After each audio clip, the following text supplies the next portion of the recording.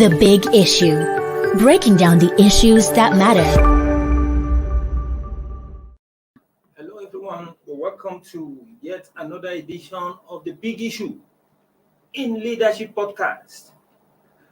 And of course, I hope you had a very wonderful weekend. As usual, with me here in the studio, our in-house analyst, Bode Badebo. My pleasure to be here. And Tunde Oguntola.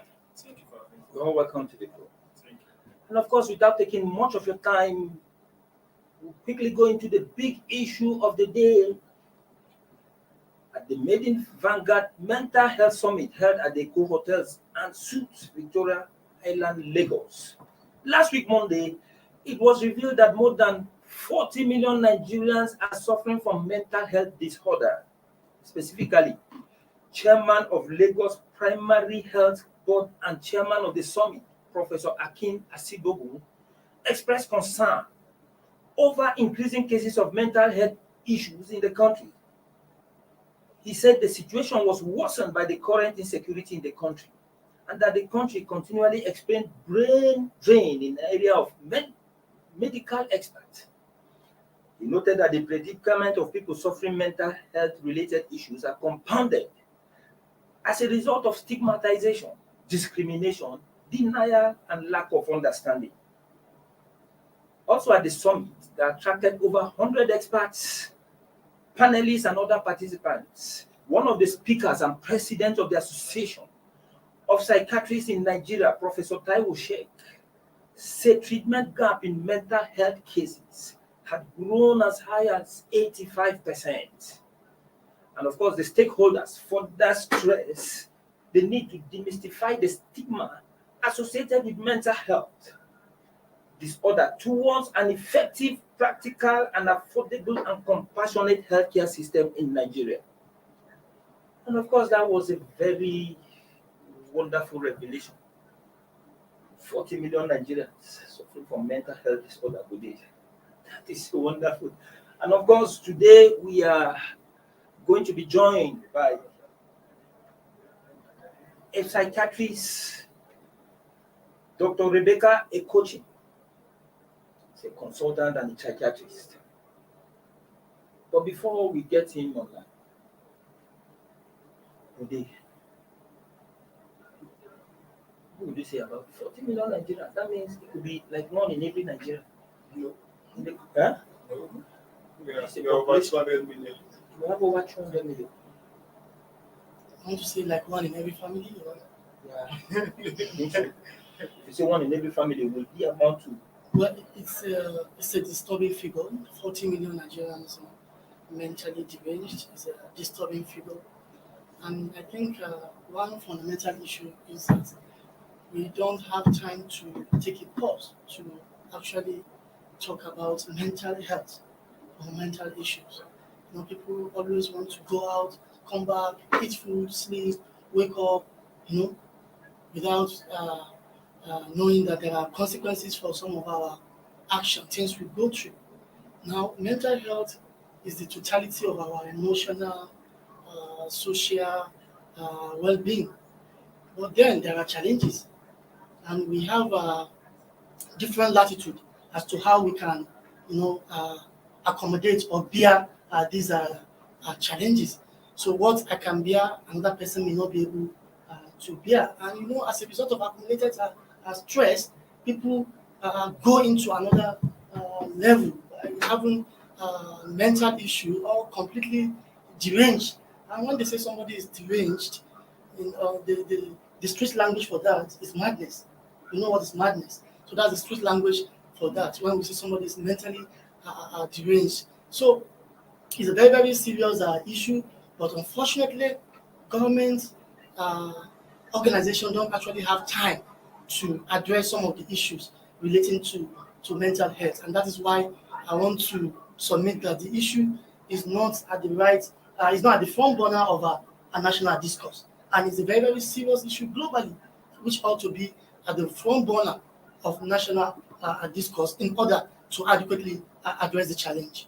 Well, of course, this is not the first time we are hearing this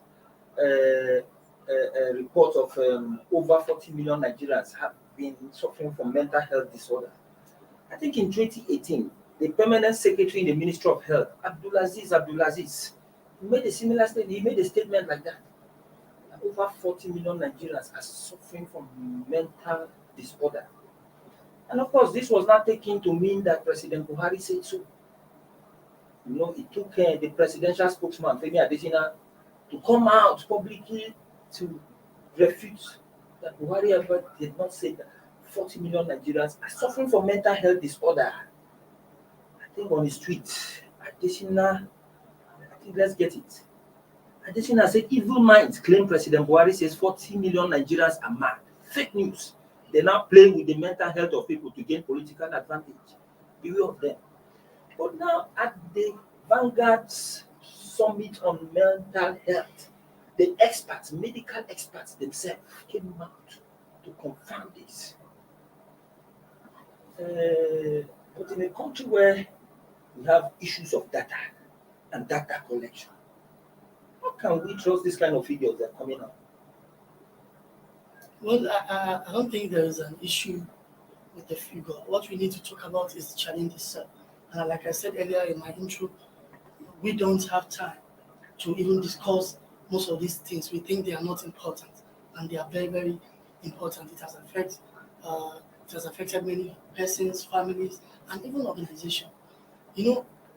Whether 40 million Nigerians are mentally deranged or not, the figure I think is coming from a reputable gathering or organization. So for me, it's something we need to take serious or believe. But whether the 40 million figure is correct or not, what is important is to face reality. We have a problem on our hand, which is the issue of mental health. Is that correct? Yes. If it's not correct, then we address another thing. But the truth is that we have the issue of mental health challenge in Nigeria, and governments and individuals are shying away from addressing the issue, and this is further exacerbating the challenge or the menace. Why I say so is that most Nigerians are worried over the figure. Most of them describe the figure as alarming, because the thinking is that in a country where at the end of the day we did the last national census when? In 2006. For a country that is unable to count its population regularly, how did they arrive at these statistics? 40 million Nigerians. Okay, let's take it this way. I must laud the organizers of the events where the figures was brought together, announcing that over 40 million Nigerians are suffering from mental health challenge. To ordinary people on the streets, they will always think that mental health is being a madman. There are other types of illnesses that is related to mental illness, not just being a madman roaming around the streets. And you can be indoors while still being okay, but you are not 100% fit in the society. We have people who have fought war, like returning soldiers from Maiduguri, to be precise, and northeast part of Nigeria. We have Nigerian soldiers that have fought war in Liberia, Sierra Leone, amongst others. However, coming to this back to the country, most of them do experience PTSD, post-traumatic stress disorder. You understand? And if we must take it, how many doctors do we have that will help them out of this challenge? I will not mention the name now. I have a friend of mine who were together in a room just like 3 years ago. He just returned from Maiduguri and he was sleeping on the couch. While others were gisting, he was trying to take a nap that afternoon. And he just woke up. Did they come? You understand? And shockingly, we just have to hold him and please calm down. Nobody is coming. You understand? These are stress from the war front. These are among the war veterans. Other example, we have IT, also mental health. We have attention deficit disorder, is the types of mental health. We have autism.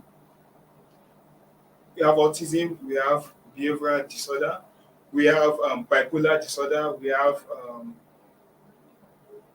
amongst others, you understand? So one thing is, in Nigeria, COVID-19 further excavates the issue of mental health in the country, where people were fighting for survival, trying to survive amongst that. I think I will stop now. I think our guest is here.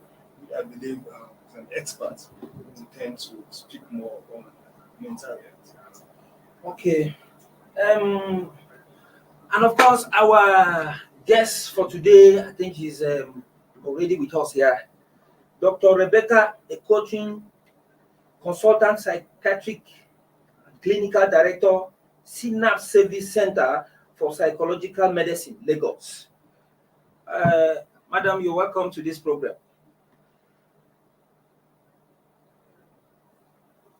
Hello, doctor. Yes, she's talking. It's nice having you in this program. Hello, can you hear me? Yes, we can hear you now. You're welcome to the big issue. Good evening. Of course, we are talking of we're talking about the thank you very much. Yes, thank you, ma'am. We're talking about the revelation last week Monday at the Vanguard Mental Health Summit, where it was revealed that over 40 million Nigerians suffer from mental health disorder. Doctor, if this is true, what could be the root cause of mental health disorder?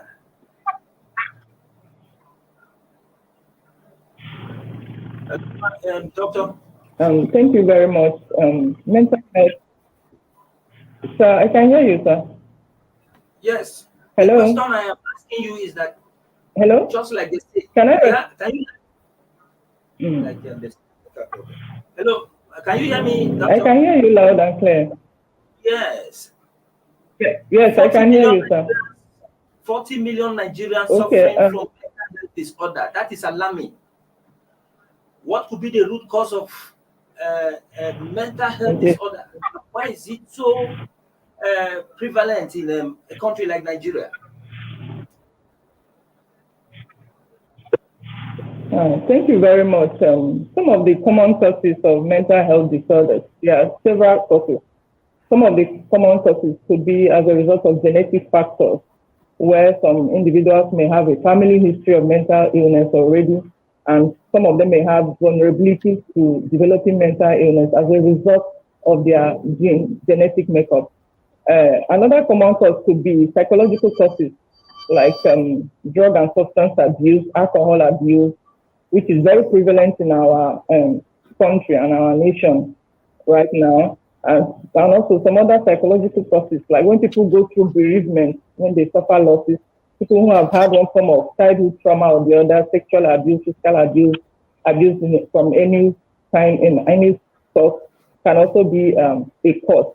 Then we also have issues like marital separation, divorce. They are also common psychological causes. Then coming down to social causes, which may also be part of the reason why it looks like mental illness is on the increase now. We have social causes, a lot of social advantage, a lot of unemployment going on, leading to economic hardship.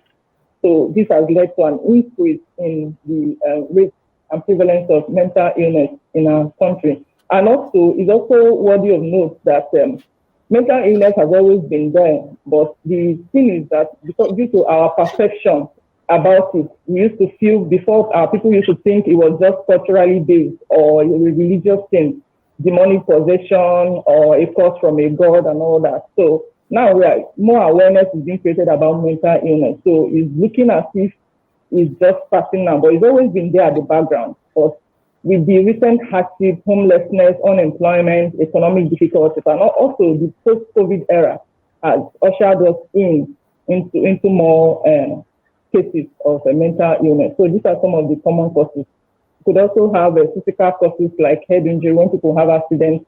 So as a long-term sequelae of that accident, they may end up with mental health disorders and other physical conditions like cancer and diabetes and hypertension. Some of these things in the long term may predispose people to having mental illness.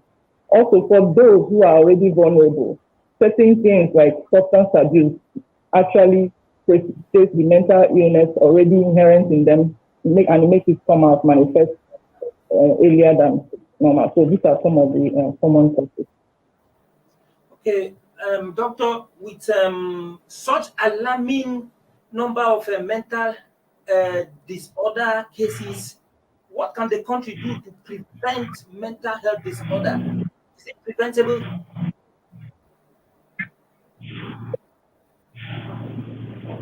It's preventable to an extent.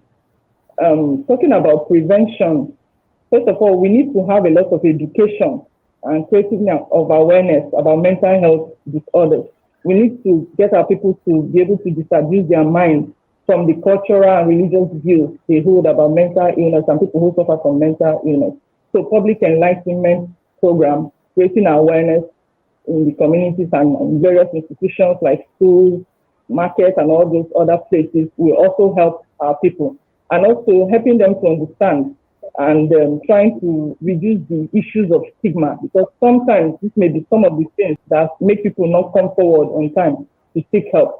This can also help. Also improving the economic situation in the country and creating more jobs and getting more of our youth to be engaged so that they won't profitably engage, so that they won't indulge in substance abuse and drug abuse and alcohol, which could also make them develop mental illness.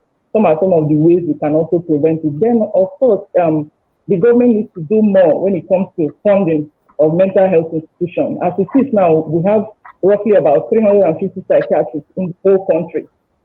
So, and according to the Nigeria Health Watch, 9 out of every 10 doctors is looking for a way out of Nigeria because they want to go out there to earn better pay and also to see greener pastures. So if our hospitals, if our mental health institutions are well funded, if the doctors are paid better, I think it will also help in also preventing mental illness in the long term. Okay, Doctor, I did just one question again. There's this notion that people who suffer from mental disorder may not be aware. So family members find it difficult to identify or recognize the numbers of their family members suffering from this disease. What are the symptoms that can be seen before seeking help for a family member? Okay, thank you very much. For some people, the onset of symptoms, it differs from person to person. For some people, their symptoms may just come out all at once, while for some, it's a gradual thing. They start gradually having a decline in personal care in terms of their appearance. They start having sleep disturbances, eating disturbances, and also they start having a decline in their academic work or in their jobs or offices. We just notice that this person is losing motivation. There are mood swings here and there. There may be incidents of sudden outbursts of anger without any justifiable cause. These are some of the things you may look out for. And you may also see that this person tends to isolate himself more and more, withdraw into himself, and is no longer interested in mixing up with others or in engaging in the activities which he or she used to find pleasurable in the past. This may also be some of the things you look out for when these are just a few of the things you see, and you should raise your index of suspicion that this person may need some kind of help. Okay, Doctor, please, let's just take you on just one question again, and that's all. What are the social and economic implications for a country that has such a high number of people living with mental disorder?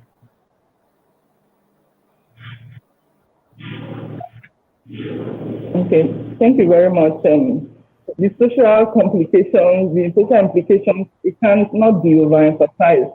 In a country with such a high number of people having mental health issues is actually a big problem, because one, when people come down with mental illness, they tend to, their level of functioning at the home front, in schools and wherever they find themselves tends to reduce. That's the untreated ones. So this is going to affect not just the family tension in the home, the caregiver burden upon the family is usually huge. And in terms of the economic cost of taking care of them is another problem. And then issues of substance abuse is another major issue. The cost of taking care of these people is usually quite overwhelming. So we have issues with employment, we have issues with people not being able to perform at the optimal level where they should. This is referring to those who have not presented themselves for treatment. So the burden is quite high, not just on the family, but also on the society at large. So it's a huge problem. And it's something the government needs to look into much more closely and pay attention to. Without taking much of a time, let's just quickly take a short break and we'll be back.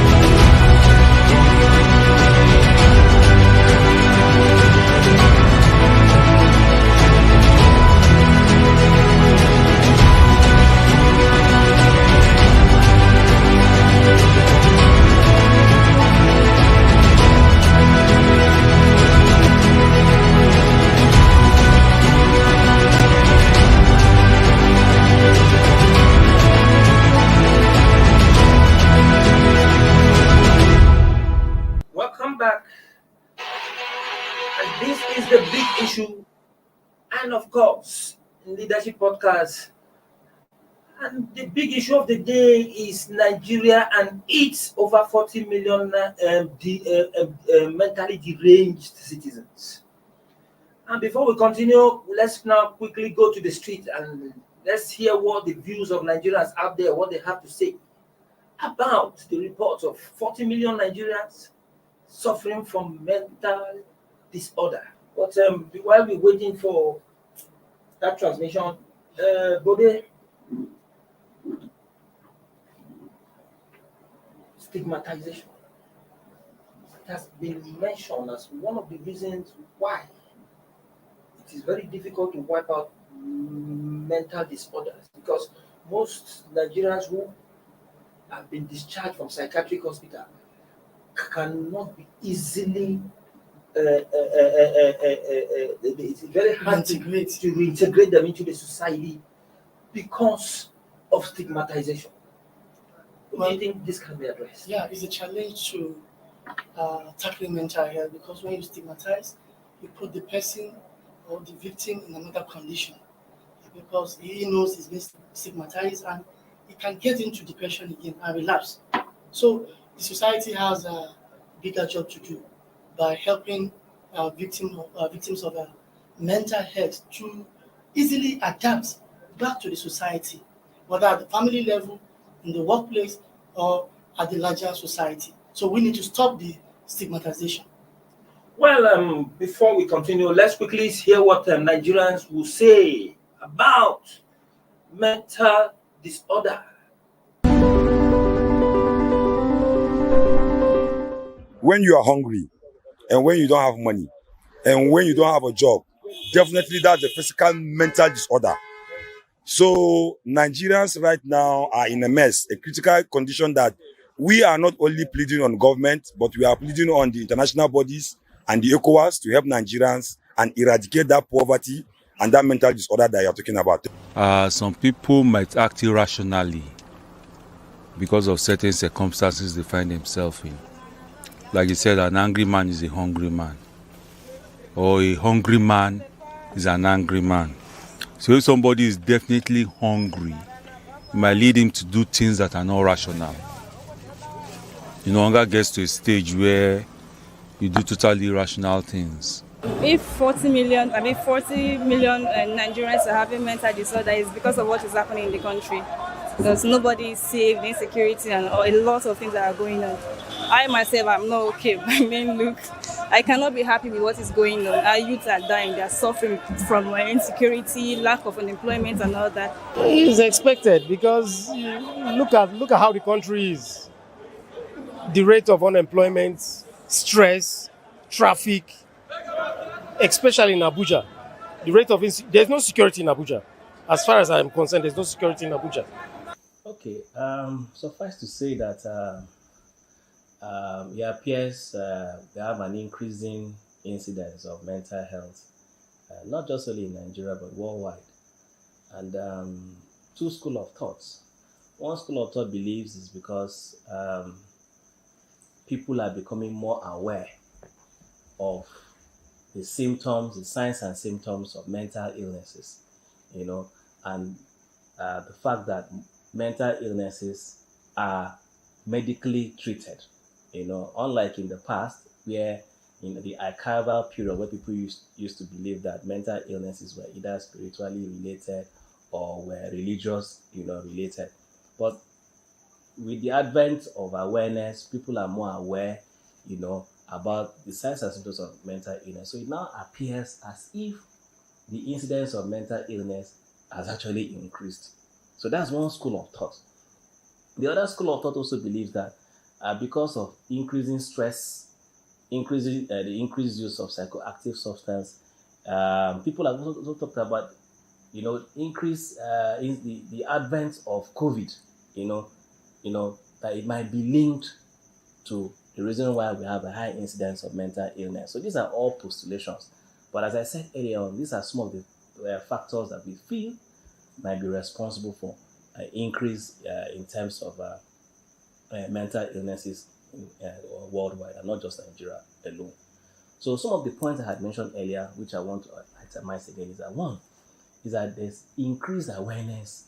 People are more aware that you see someone talking out of point, you see someone, dressed. Well, that is Nigerians talking from the streets. That is their own view about mental disorder. Some have linked it to the pandemic, COVID-19, while some are saying that it is a result of hardship, stress, and the economic down.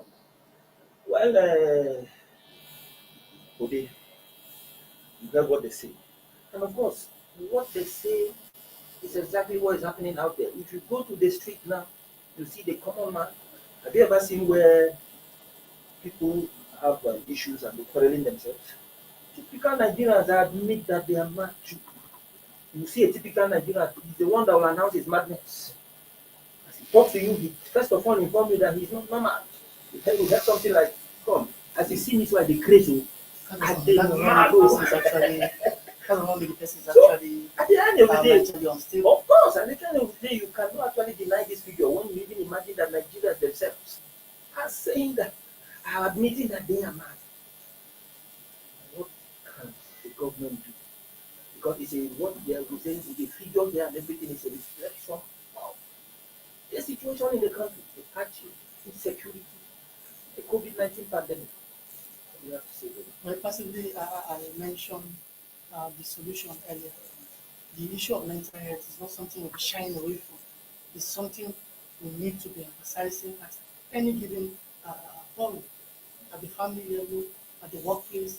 Religious institution can also create time for people to talk about mental health. So this kind of sensitization, awareness, we actually give people the needed information to take care of themselves mentally. But in the absence of the right information, of course, yeah, this kind of figure is bound to actually be the reality of the day. So it is a collective responsibility. The government, individual, private organization, we all have a role to play. Let's emphasize. Let's have time. I think there is a international day for mental health or something. Yes, this day wasn't created for the fun of it. It's to draw attention to the issue of mental health. So from time to time, at the family level, religious institution, workplace, let's create time to draw attention to the issue of mental health. This will be reminding people on the need to take care of themselves, mentally, socially, and otherwise. So we can reduce the figure considerably. Well, a report recently revealed that there is no psychiatric hospital in Abuja, the nation's capital, in a country where they say 40 million Nigerians are suffering from mental health That's living disorders. in denial. Yes, do we have enough psychiatric hospital? No. And if we don't, what does this tell you about government concern about the rate of mental illness in the country? Well, thank you very much for that question. I've once accompanied a siblings of a publisher to psychiatric hospital in Kaduna from Abuja here. So it was, however, a horrific experience. You understand? We have to take him from Abuja down to Kaduna because it's a fact. There is no psychiatric hospital here in Abuja. So, and we take him to Barnawa Psychiatric Hospital, is located in Barnawa. So it's not uncommon to see Nigerians passing through this stress, maybe perhaps some to their drug abuse. From there, they have mental issues. Others through abuse of substance of all sorts, taking marijuana. In fact, yesterday I was still in a location. I saw a young man taking something from a pure water leather, and when I asked, they said it's a gun. He was sniffing it, and he sniffed it to the extent that he fell asleep at that spot. Chemical. I don't know if it's chemical Substance. So, the high rate of young codeine and of stuff, all these substances rochi, now. and now they're not even using some kind of rubber, something like, just like you see. They are all forms Dangerous of to health. drug abuse. You understand? You can see some people putting tom in a lacasera bottle, and before they say it's turned to a substance that also make them feel high. All in the name of highness, and all in the popular saying of they want to catch cruise. All these things. Which cruise are you catching at the detriment of your life, at the detriment of your future? You see a Yoruba child, when they give birth to him, they name him Ade. You see others, they name him Kunle. But when he gets old, when he don't have a job, don't have something to do, change his name to Dagboru. You understand? So he changed his name to maybe Abdul High Tension. You see all these dramatic moves. You understand? So I think there must be concerted efforts aimed at halting all these menace in our society, and more doctors, more health experts should be co-opted to tackle this. Well, there are those who are suggesting that the actions of our leaders, especially political office holders, at times indicate that they should need to be subjected to psychiatric tests Exactly. during leadership selection.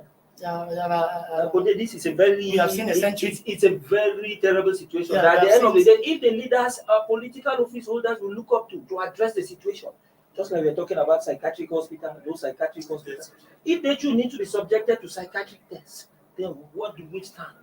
Because it's as if you say a blind man leading a blind man, we all fall into a pit. If our leaders too, among them we have people that are mentally deranged. There's something is wrong there. of course, we have seen eccentric behaviors from our leaders too. Oftentimes we see this happening, and that's why you now see people re-emphasizing the call for psychiatric tests for political office holders. I remember Governor of Kano State, Abdullahi Madam Yuje, once ordered a drug test for elected officials and appointees of the Kano State government.